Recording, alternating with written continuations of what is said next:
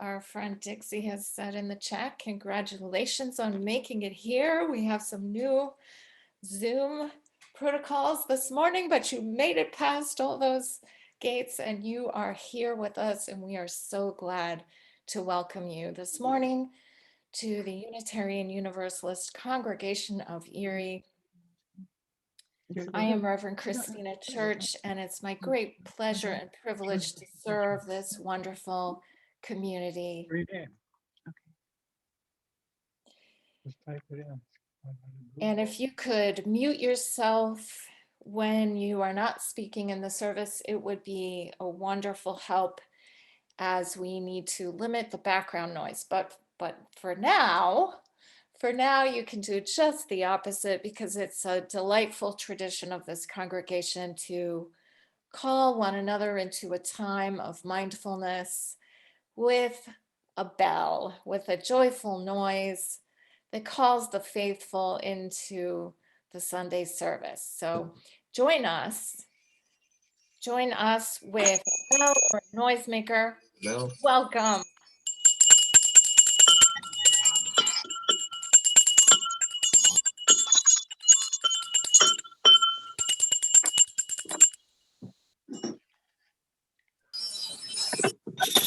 Welcome, welcome, welcome. If today is your first time, or if you've been here 1,000 times, we're so glad you're joining us today. And to continue the welcome, we like to sing Hal Walker's welcoming song. And today it will be Annette who will delight us with this wonderful and inclusive song. Whoever you are, we welcome you. Wherever you come from, we welcome you. Whoever you love, we welcome you. Whoever you are, we welcome you. Wherever you come from, we welcome you. Whoever you love, we welcome you. Whoever you love, we welcome you. Whoever you love, we welcome you.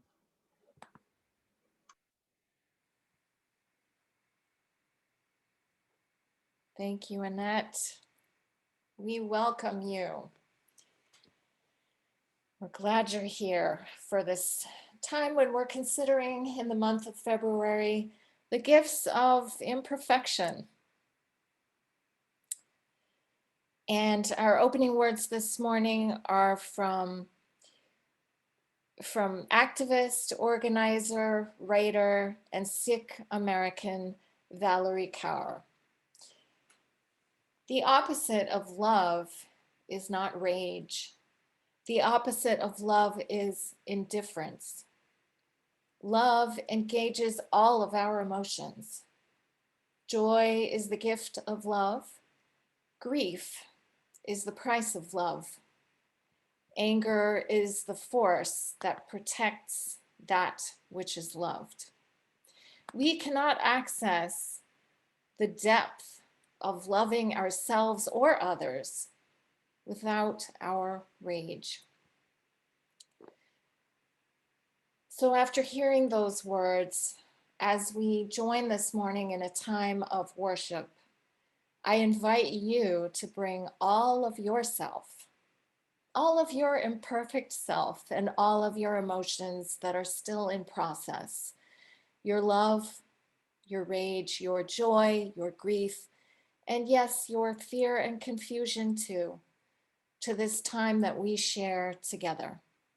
Bring it all here to this altar of community, because all of it can light that chalice of our hearts and keep it burning. See no stranger in the emotions of your beautiful, sacred, and wildly imperfect heart. And now Jackson will play our prelude this morning.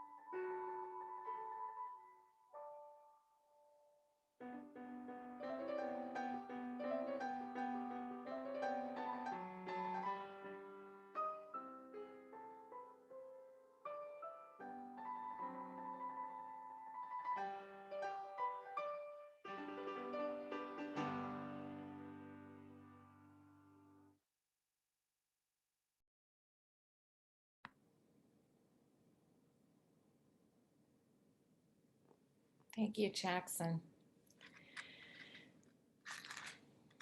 It's time to light a chalice, the symbol of our faith.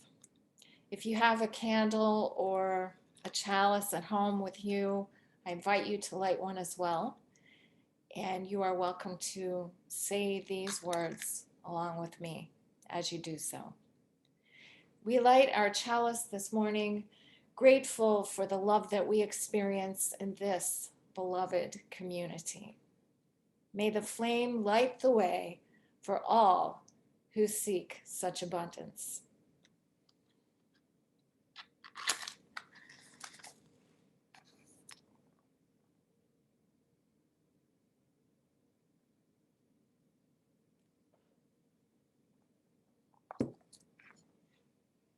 It is the tradition of this congregation to join with many other congregations who recite this universal covenant.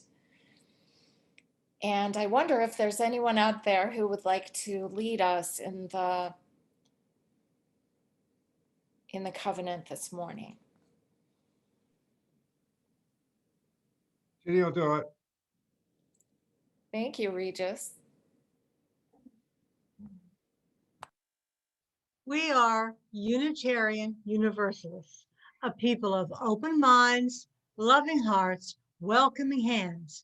We care for the earth and for each other. Wonderful. Thank you, Jenny. I misunderstood who was going to lead us. Thanks so much. And it is also a tradition of this congregation to recite and take in the bond of union, which is unique to this congregation and was adopted in 1898 and has been in use ever since. So I invite you to say along with me these beautiful words of the bond of union. We unite ourselves together for the study and practice of morality and religion, as interpreted by the growing thought and noblest lives of humanity, believing that we may thereby prove helpful one to another and promote the cause of truth, righteousness, and love in the world. May it be so.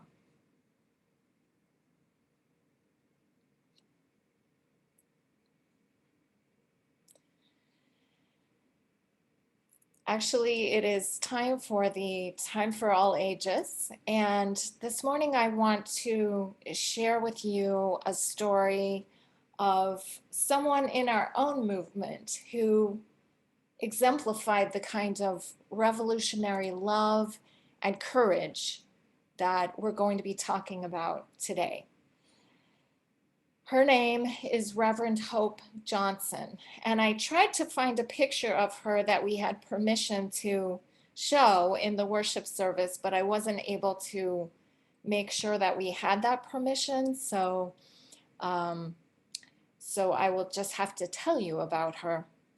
Hope Johnson she just died this year, and so we are all mourning her death. She was a very courageous leader in our national movement, a minister who identified as African American. She was originally from Jamaica. And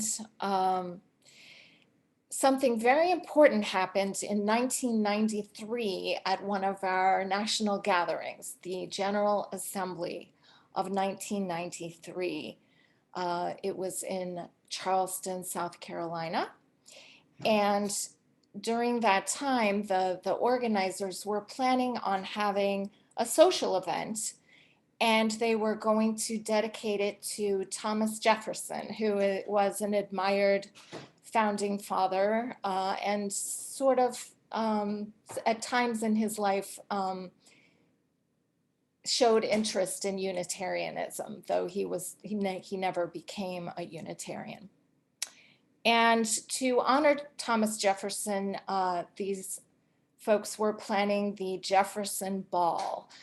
They were going to have a costume ball where they would dress up in costumes of the period in the 1700s and 1800s when Thomas Jefferson was alive. Now, there were a number of problems with this event that no one apparently in the planning committee had seen.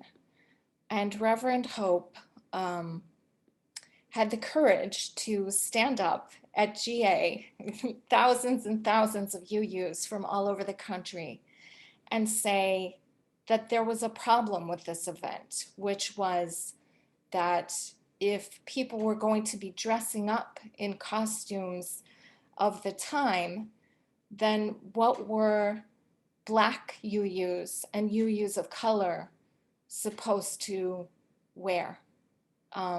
How were they supposed to feel about celebrating a man who owned slaves, who enslaved people, and had a very problematic legacy for all of us, and particularly for Americans of color?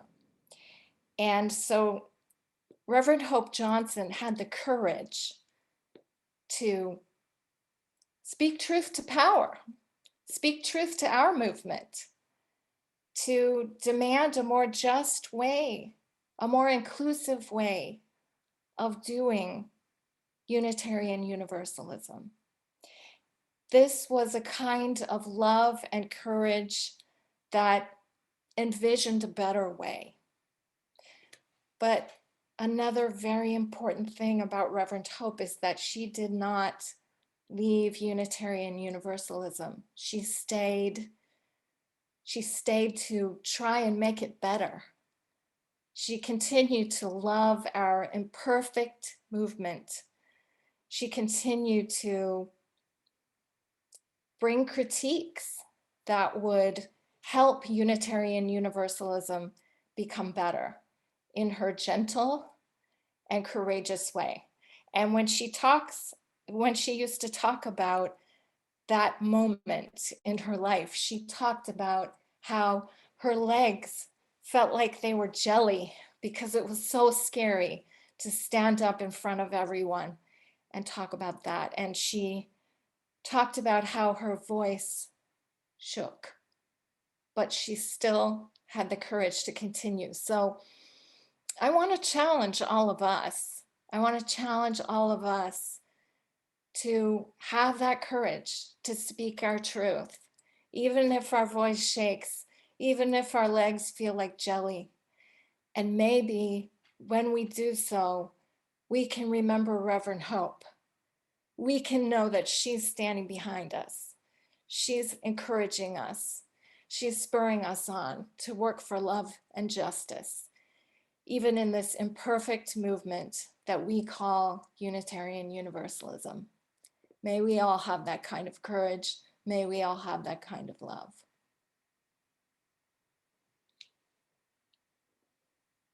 And may we always remember Reverend Hope. Now it is a time for us to practice something else, practice the kind of love that brings generosity. As we share what we have with this beloved community, knowing that it exists because of the dedication of those who care about it.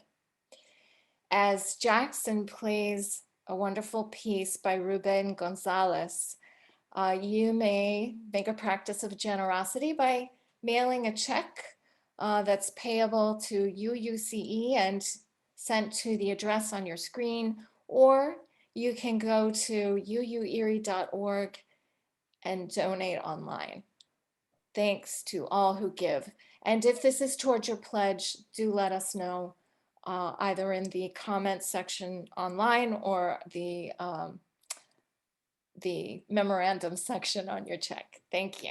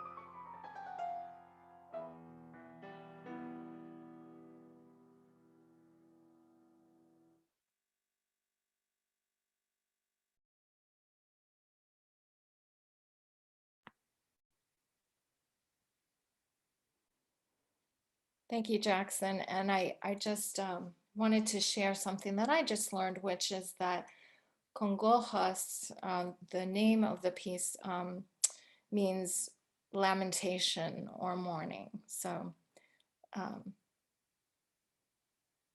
maybe that can help to understand the piece a little bit better. Well, I want to begin this morning with a reading that I've been thinking about deeply and writing about and considering for a few weeks now. A reading by Dr. Cornell West, who says, "Justice is what love looks like in public." Justice is what love looks like in public. Now, just 1 week ago, I watched along with many of you as our nation's leaders weighed in on whether or not our former president was guilty of inciting a riotous mob of supporters to take over our national capital. And I felt a cold, steely rage bubbling up in my heart, like a freezing river made up of dirty chunks of ice, last year's river water, frozen in time, mixed in with the mud of disgust that so many have decided to bow to demagoguery, or equally vile, to place the needs of a political party over the preservation of a democracy.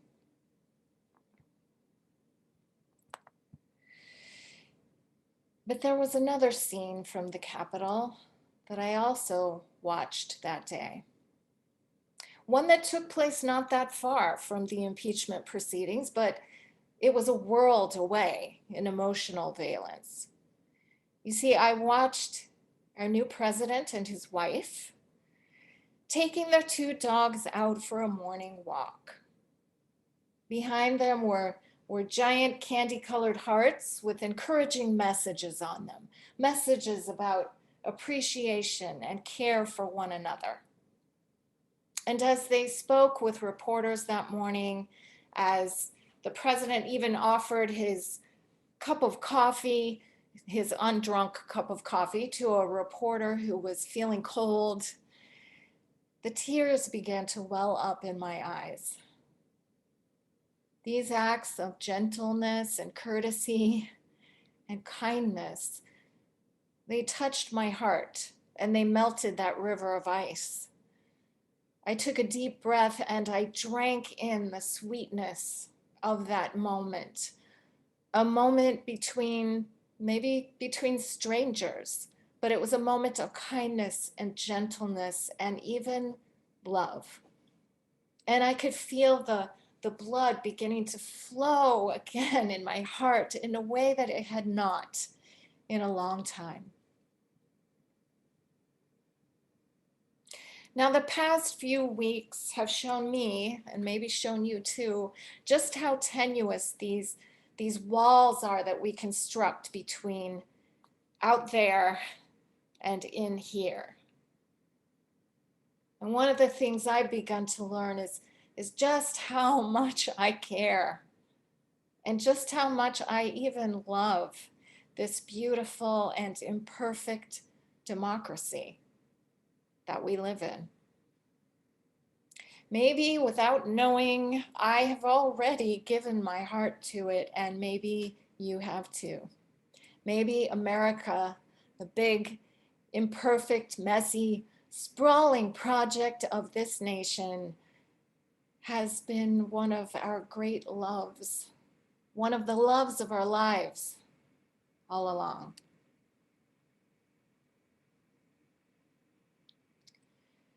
The human heart is a muscle. And while, yes, it's simply a metaphor that the anatomical organ of the heart, which actually pumps blood through our systems. It's only a metaphor that this is the part of us that's involved in the human emotion of caring.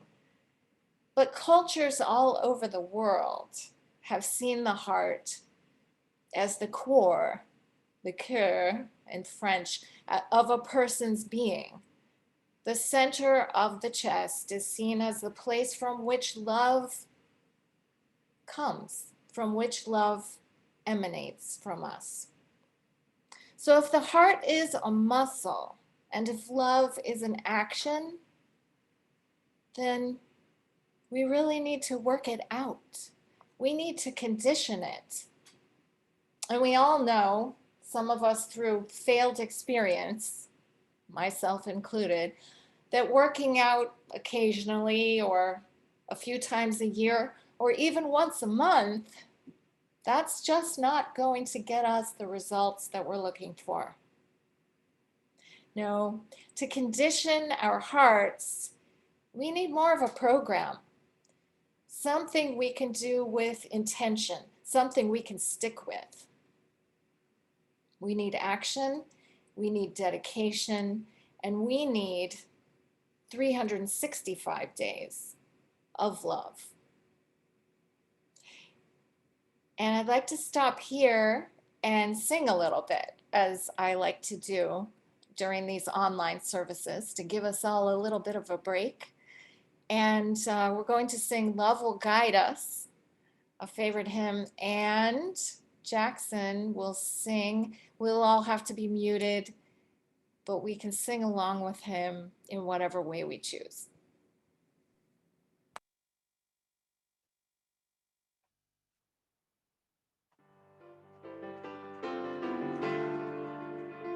Love will guide us, peace has tried us, hope inside us will lead the way on the road from greed to giving. Love will guide us through the hard night.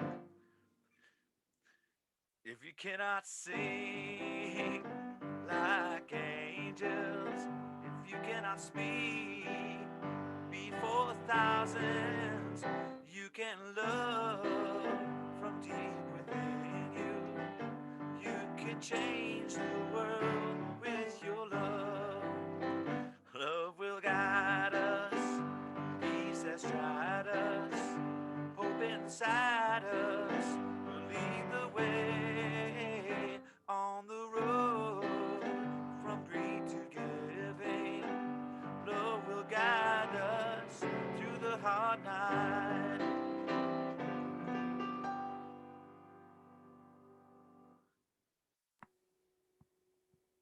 Thank you, Jackson.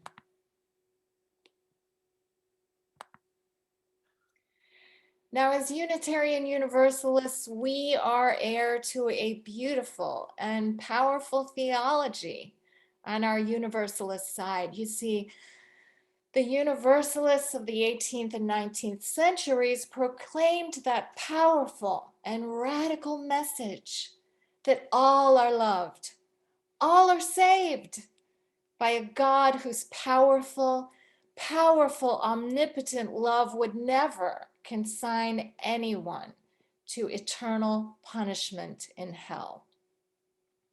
And these Universalists, they called upon their followers to try and make themselves more like that loving God, to emulate that powerful, all-encompassing love that's all around us. And each of us, even those who no longer hold a belief in an omnipotent God, each of us still has to wrestle with that universalist legacy. Does this universal salvation mean that even the people we can't stand, even the people whose actions we deplore, are saved? Does the inherent worth and dignity of every single person in this world mean that even those we despise must be honored as part of our human family? Well, if you've been hanging around Unitarian Universalism for a while, you probably know already that I don't have any answers for you. But as I journey along this path, the path that I've chosen or the path that has chosen me,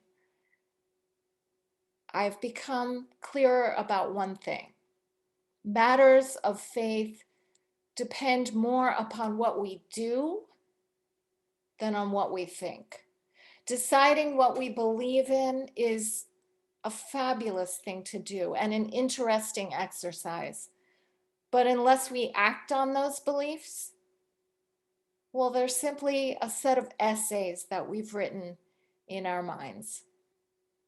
But when we allow our deepest values to move us to action in personal practices that train our hearts in courage of conviction, and that engagement with that messy and imperfect and ever-present struggle for justice in this world, that's when we begin to live as we believe. That place where the rubber hits the road, that is where revolutionary love can truly be born. So what I do have, rather than answers for you, I have a recommendation. I recommend that you put yourself on a program that expands your heart. And as you use, we're probably not going to let anyone dictate what program that might be.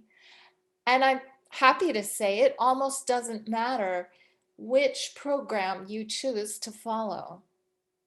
You see, you could do the Buddhist metta meditation, a meditation that asks for happiness and love and freedom from suffering for yourself and for others, and even for those that you dislike or struggle with. Or you could choose something like the excellent book, 12 Steps to a Compassionate Life by former Catholic nun Karen Armstrong. Or you could work your heart out with our own Unitarian Universalist resource, the 30 Days of Love program from sidewithlove.org, which just concluded last week on Valentine's Day, but you can always access it 365 days of the year. Or you can access the next one that comes along next time there's another 30 Days of Love campaign, which Side with.org does every year. There are so many great resources for working out your heart, for expanding your ability to love, and your courage to envision and speak out for justice. And I'm happy to share them in the chat after this service is over, or to talk to you some more about them later on. What matters is that we are all expanding our hearts and increasing their capacity with this intentional work. Now, as for myself, most recently, I've been engaging with the ideas of Sikh American activist, organizer, and writer Valerie Carr in her program, Revolutionary Love. And her words formed our opening words this morning. Her words about rage and grief and joy and love all existing in the same heart. In Valerie's book, See No Stranger, she outlines a three-part practice of learning to care for ourselves and others. She outlines three aspects of love: love and care for the self, love and care for those who are different than us, and finally, even care for one's opponents. And she prefers the word opponent to enemy, because an opponent could be someone that you are struggling with in the moment, but it doesn't have the finality of the word enemy. So in her program, you were always working to envision compassion for all, even your opponents. Now, some of Valerie's recommendations include looking at strangers on the street and saying quietly to ourselves, "You are a part of me that I have not met yet." And this practice can go all the way to the kind of supreme act of understanding and love that Valerie and her family practiced in overcoming their hatred for the killer of her beloved uncle, who was killed by a white supremacist who was angry with Muslims and mistook this man for a Muslim American. So recognizing the flawed humanity in the person that was driven to commit this act of hate and being able to see beyond that hate is the ultimate goal of this program of expanding our heart's ability to love. But at no point is this act of forgiveness and compassion opposed to justice and atonement for those who have harmed other people. So in this program and in the Sikh faith, justice and love go hand in hand. They are not separate. They are not opposed. At no time does revolutionary love ask us to pull back from the full-throated pursuit of justice. And I've learned that in the Sikh faith, service actually demands, one of the demands of the faith is that one be willing to fight for the oppressed, even the oppressed who are unknown to us. No distinction between justice and love. Justice is what love looks like in public. Now, as our hearts grow in capacity with this intentional program, we are called more and more to action, to move beyond the confines of our own personal lives and even beyond the narrow question of our own theology and belief. You see, as our hearts expand, we're called to work for justice here in our community, in our state, in our nation, in our world. Like the story we heard this morning from Reverend Hope Johnson, there is always a possibility for faithful action that springs from our deeply held values, even in the midst of a pandemic. Now, as I said recently in an article that I wrote for the Erie newspaper, many of us with privileged identities have stood by for decades, looking away, sitting on our hands, while systemic racism has blighted the lives of those who identify as Black, Indigenous, people of color.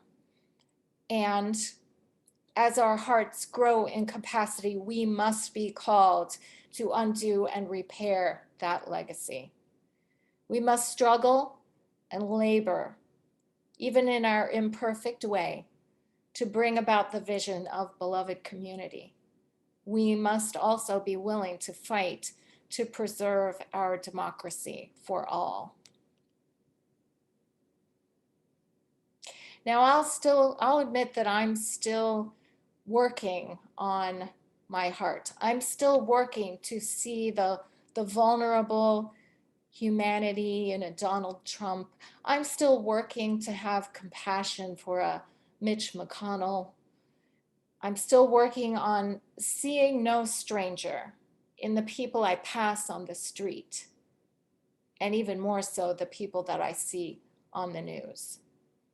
But I am continuing this practice of learning to strengthen my heart, to widen that circle of love, and to expand my vision to take in more and more of the human family.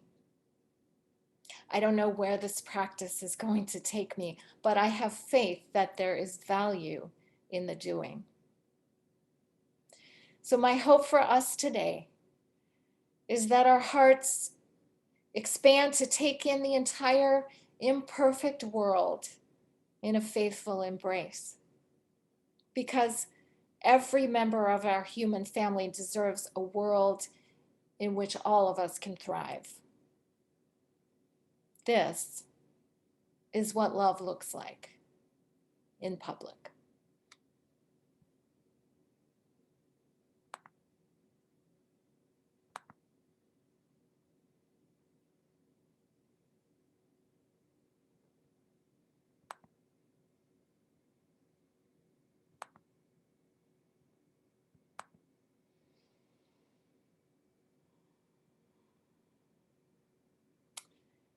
And now,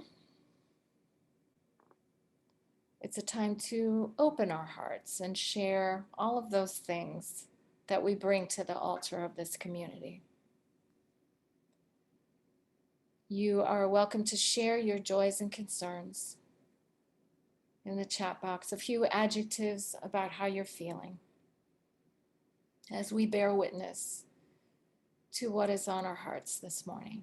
And Jackson will play Wonderful World, a beautiful song made famous by Louis Armstrong.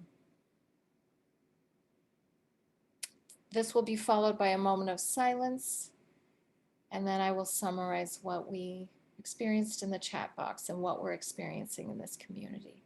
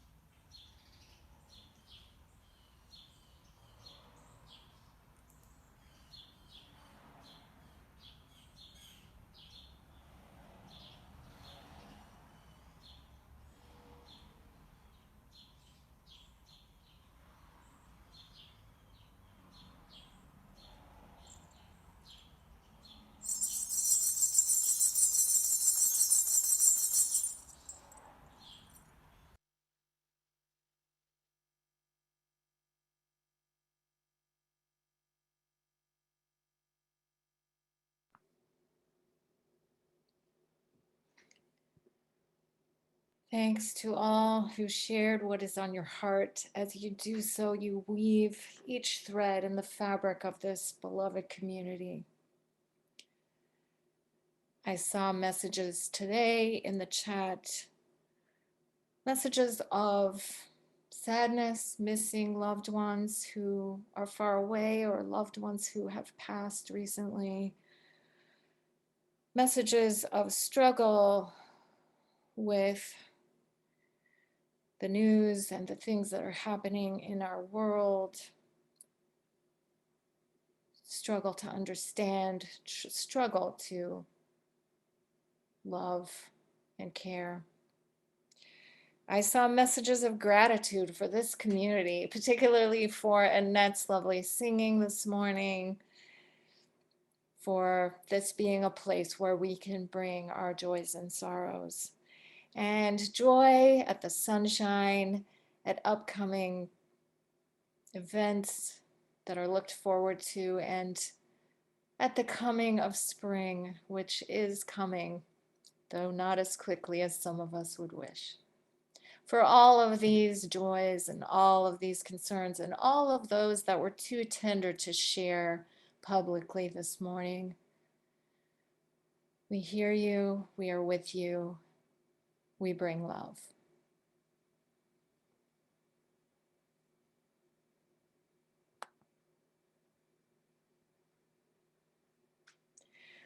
Our closing words to continue our challenges this morning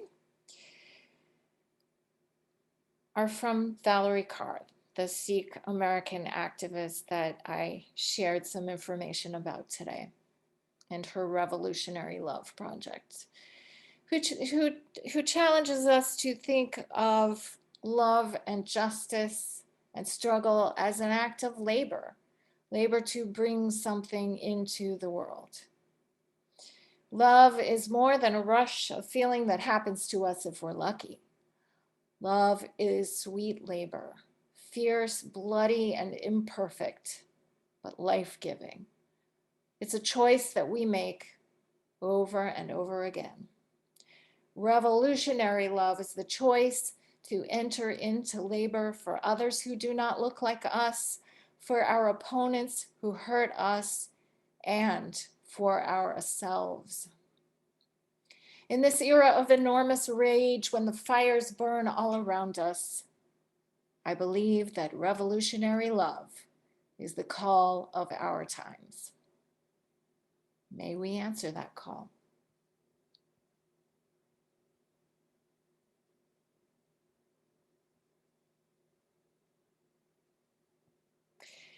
It's time now to extinguish our chalices that we may have lit. And you are invited to say these words along with me if you would like. We have basked in the warmth and the beauty of this flame and this community. As this chalice flame is extinguished, let us carry its glow within, and let us kindle new sparks within these virtual walls and beyond.